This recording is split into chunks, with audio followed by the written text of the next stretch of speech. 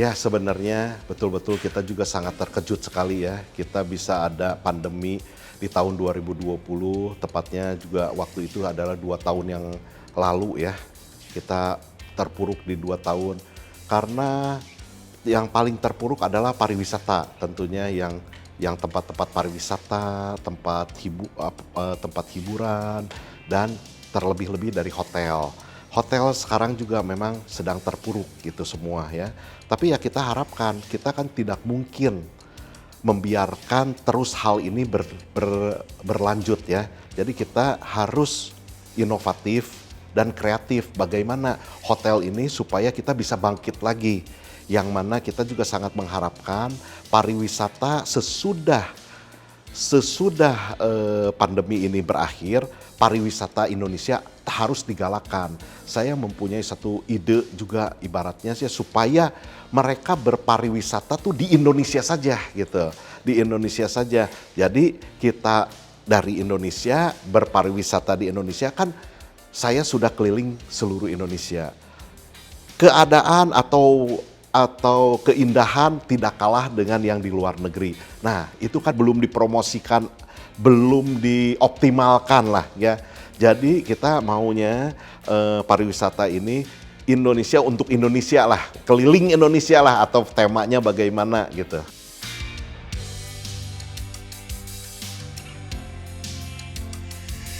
Seperti Menteri Pariwisata kita kan sangat luar biasa ya. Dia tidak ada lelah-lelahnya, di zaman pandemi juga bisa keliling. Nah itu bagus ya, bagus. Jadi yang bagus tentunya kita akan support terus gitu kan dengan Pak Menteri ini. Yang boleh dikatakan tuh Pak Menteri juga senantiasa selalu di kegiatan di desa-desa, buat mengoptimalkan di desa-desa bagaimana itu pariwisata. Setiap daerah kan ada keunggulannya. Keunggulan ini harus diutamakan atau ditonjolkan gitu ya.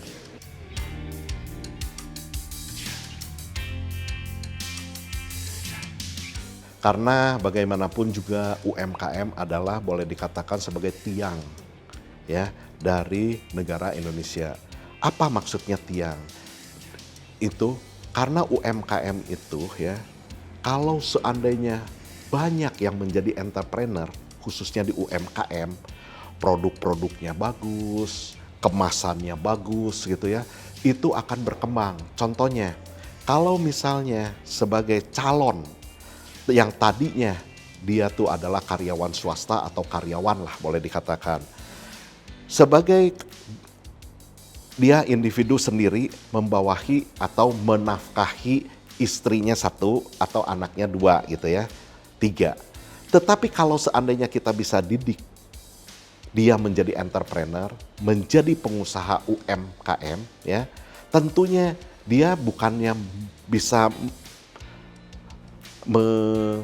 menafkahi lah, boleh nafkahi 2 anak 1 istri saja, tapi bisa membawa karyawan minimal misalnya karyawannya 2 orang, 3 orang. Dari sana multi efeknya sangat luar biasa. Jadi saya sangat senang sekali. Saya senantiasa selalu membawahi dengan ribuan UMKM. Saya suka membantu apa yang mereka tidak tahu. Saya suka sharing, saya memberikan supaya produk-produknya dikenal gitu ya, dengan kemasannya, promosinya bagaimana, terus rasanya bagaimana. Tentu produksi UMKM bukan sekedar makanan saja, tapi ada produk-produk yang lain. Untuk itu juga saya senantiasa selalu mendorong supaya UMKM ya maju supaya UMKM-nya maju gitu ya. Boleh dikatakan kalau seperti yang tadi saya sampaikan, kalau UMKM maju tentu Indonesia bisa jauh pengurangan dari tenaga kerja atau pengangguran ya gitu. Jadi semuanya bisa berdikari lah boleh dikatakan gitu ya.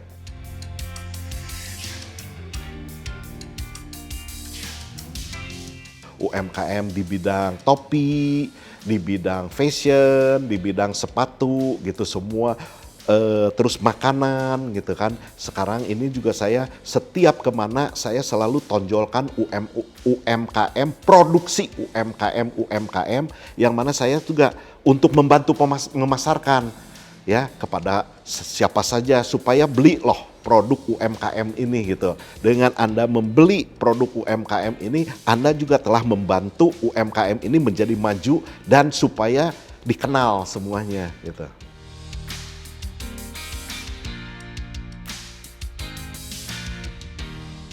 Pengembangan bisnis tentunya sekarang kita harus lihat ya. Kita harus lihat karena saya juga pengamat lifestyle juga bahwa sekarang sesudah pandemi apa sih kesananya apa yang harus kita kerjakan. Di samping kita juga pariwisata tentu kita tidak mau terpuruk terus kan pariwisata. Saya mau membangkitkan pariwisata ini menjadi yang lebih baik lagi gitu kan. Menjadi lebih baik lagi pariwisata ini supaya menarik para wisatawan, khususnya para wisatawan dari daerah pindah ke daerah lain supaya istilahnya semua daerah atau di seluruh Indonesia tuh hidup gitu ya semuanya. Jadi pariwisata bisa maju. Contohnya saya baru-baru ini juga datang ke Depok ya.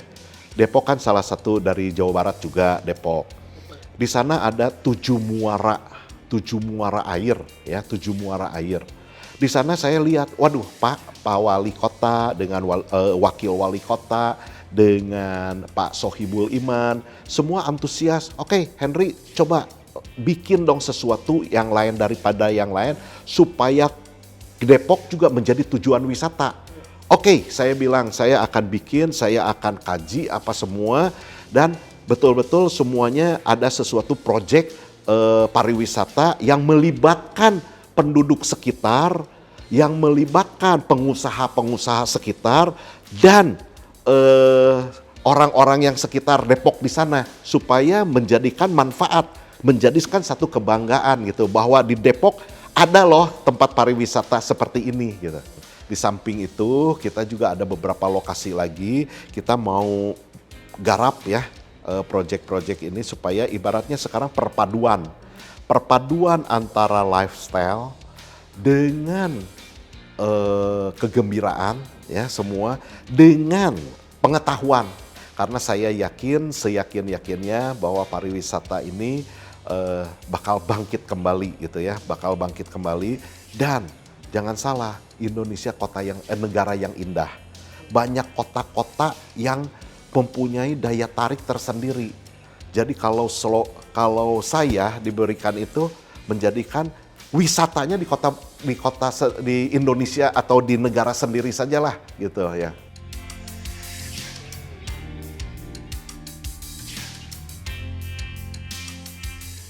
Karena saya melihat ya, saya sering melihat dan bertemu dan berkenalan bersama-sama dengan orang-orang politik ya gitu kan semua. Jadi saya melihat tuh politik tuh sama dengan gitu ya, sama dengan orang baik kalau masuk politik, politiknya tambah baik dan partainya juga akan tambah baik gitu. Jadi kita mau melihat kepedulian yang mana tadinya saya hanya memikirkan bisnis saja, tetapi sekarang ini bukan hanya mementingkan bisnis saja. Kalau hanya mementingkan bisnis saja, berarti kita hanya mementingkan diri sendiri dan kelompok lah, boleh dikatakan ya. Tapi kalau saya terjun di dunia politik ya, jadi saya juga bisa boleh dikatakan pengetahuan saya mengenai bisnis apa semua saya bisa tularkan juga kepada kawan-kawan kita yang di politik. Jadi istilahnya adalah menjadikan politik yang tambah baik gitu.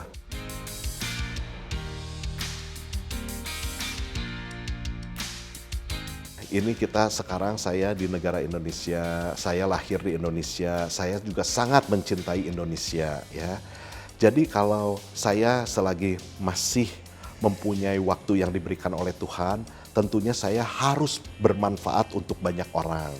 Nah, tentu visi misinya di politik, kita mau membawa ya politik ini menjadi baik ya. Jadi jangan sampai kalau kita beda politik atau beda pemilihan, katakanlah misalnya saya milihnya A, ibu milihnya B misalnya, apakah itu kita perlu bertengkar? Apakah kita perlu istilahnya kita ribut? Kan tidak. Masing-masing kita menghargai pilihannya politiknya tersendiri. Nah itu yang akan saya akan katakan atau saya akan dengungkan, akan saya lontarkan ya, bahwa pilihan politik dari masing-masing adalah menjadi masing-masing. Tetapi kalau sesudah selesai politiknya kita bisa duduk bareng lagi ya, duduk bareng untuk bagaimana? Untuk memikirkan tujuannya hanya satu, membikin Indonesia tambah hari tambah makmur.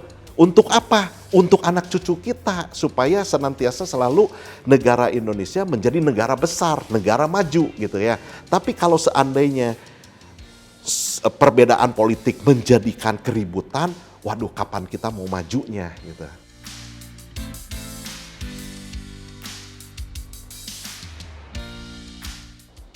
Kita senantiasa selalu orang tua mengajarkan kepada anak-anaknya gitu ya. Selalu kalau misalnya kita berkumpul dengan anak-anak, otoriter dari orang tua atau keputusan orang tua lebih tinggi gitu ya. Padahal belum tentu.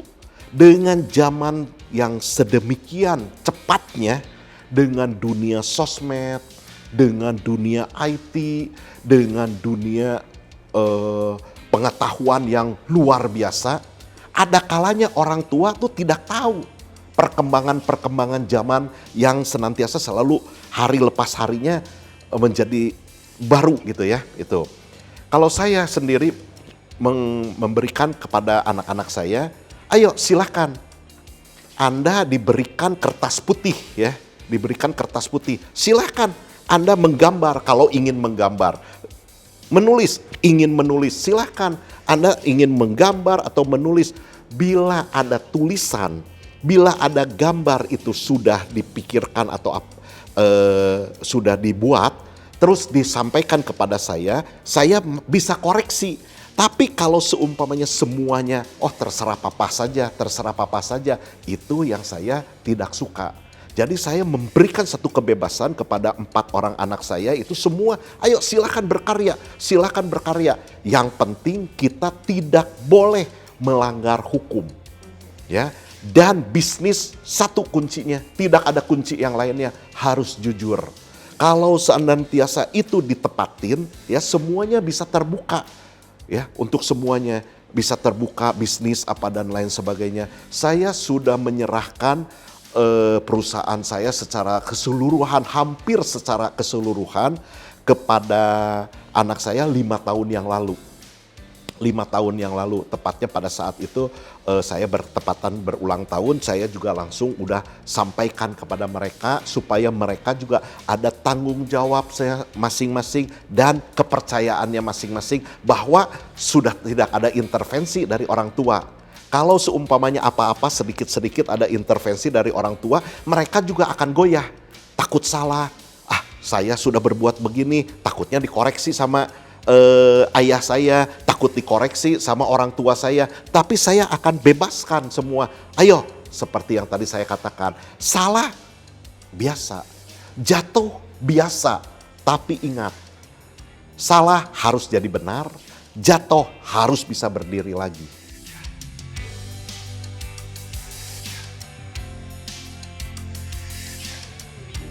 Yang sangat berkesan Imlek di tahun ini adalah tahun kelinci air. Yang mana saya juga sio kelinci. Jadi sio kelinci air ini, air kan boleh dikatakan semua manusia atau semua makhluk hidup memerlukan air. Jadi kelinci air ini akan memberikan satu kebahagiaan, memberikan satu kesehatan, memberikan satu sukacita gitu ya. Jadi air betul-betul maknanya sangat luar biasa.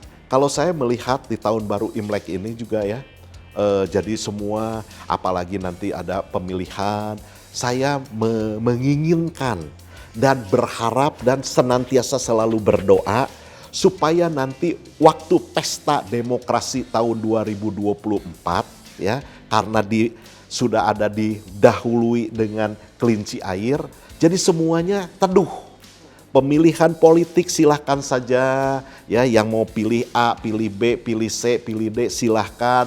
Tetapi semuanya teduh, semuanya bergembira menyambut dengan pesta demokrasi ini. Kita bisa memilih yang memimpin negara Indonesia pasti yang terbaik.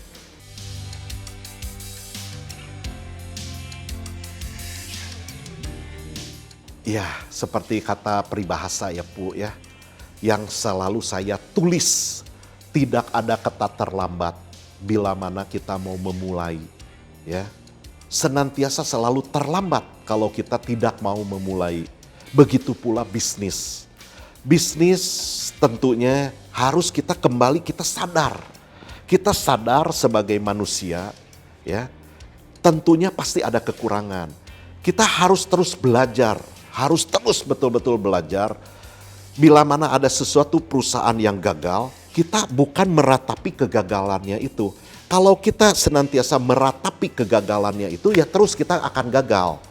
Kita tidak boleh meratapi kegagalan, tapi ya itu menjadi pelajaran. Kegagalan itu menjadi pelajaran. Tidak usah malu, karena memang gagal. Tidak usah. Jadi intinya waktu kita berjaya, kita tidak boleh sombong. Waktu kita terpuruk, kita juga jangan kehilangan harga diri atau kepercayaan diri. Tetap kita harus bangkit. Supaya apa? Supaya pemikiran kita, tenaga kita yang ada, masih bisa bermanfaat untuk banyak orang. Itulah tujuan hidup sebenarnya.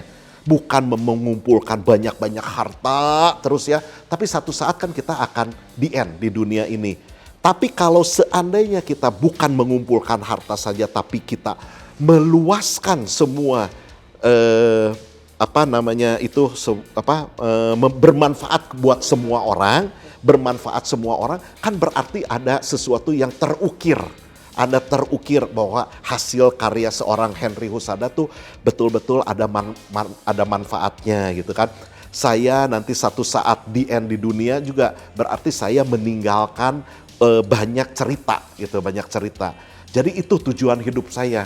Yang saya juga sering sampaikan kepada teman-teman satu tim pekerjaan dengan saya, dengan tim keluarga saya juga saya senantiasa selalu berbicara seperti itu, bahwa kita hidup tuh harus bermanfaat untuk banyak orang. Kalau hidup hanya untuk diri sendiri dan kelompok sendiri, rasanya terlalu dangkal pemikirannya gitu kan. Padahal di dunia ini tuh indah sekali. Kalau kita bisa berbagi, kita bisa bersama-sama dengan kawan, dengan teman, dengan sahabat, dengan handai taulan, kita bisa sama-sama yang tidak tahu menjadi tahu, yang tadinya tidak ada menjadi ada. Waduh, sangat bahagia sekali ya. Seperti halnya yang tadi saya sampaikan, persoalan, permasalahan pasti ada. Kita manusia bukan manusia yang sempurna. Tapi jangan lupa, ada satu yang terus kita harus ingatkan ya. Kita harus bekerja oleh lutut kita. Apa itu lutut kita untuk bekerja? Kita harus bersujud, menyembah Tuhan, minta pertolongan Tuhan. Itu yang maha dahsyat ya. Saya telah mengalaminya. Dan berkali-kali saya jatuh, saya maju lagi, saya jatuh, saya maju lagi. Tapi saya tidak putus-putusnya dua lutut saya untuk berlutut di hadapan Tuhan, untuk memohon kepada Tuhan bahwa Tuhan berikan lagi jalan saya lagi ya. Tetapi ingat juga, bukan di saat kita susah, bukan di saat kita jatuh, kita ingat Tuhan. Pada saat kita sukacita, pada saat kita maju juga senantiasa kita selalu harus ingat kepada Tuhan Sang Pencipta, Tuhan yang kita percayai, yang kita imani.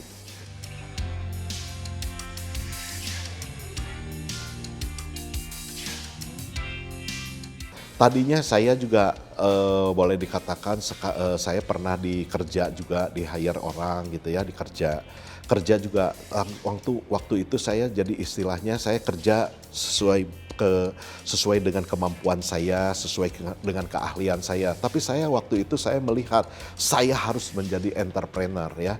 Padahal boleh dikatakan pada saat itu saya sudah nyaman, kerja saya sudah nyaman. Ya, saya sudah tidak memikirkan apa dan lain sebagainya. Pada akhir bulan atau awal bulan saya sudah mendapatkan gitu ya, mendapatkan salary gitu. Tapi saya semata-mata apakah betul hidup kita hanya seperti ini saja. Jadi saya memutuskan diri saya menjadi entrepreneur, menjadi pengusaha supaya apa tujuannya? Saya supaya bisa membantu banyak orang gitu kan ya. Makanya itu saya juga tidak cukup sekarang menjadi pengusaha, ada batasnya juga Bu. Ada batasnya juga untuk membantu apa dan lain sebagainya. Maka itu sekarang ini saya mau terjun di dunia politik supaya saya bisa membantu lebih banyak orang lagi gitu kan ya. Lebih banyak orang lagi itu tujuannya. Dan terlebih-lebih tujuannya hanya satu juga. Supaya negara Indonesia yang kita cintai itu tambah hari tambah maju, tambah luar biasa gitu.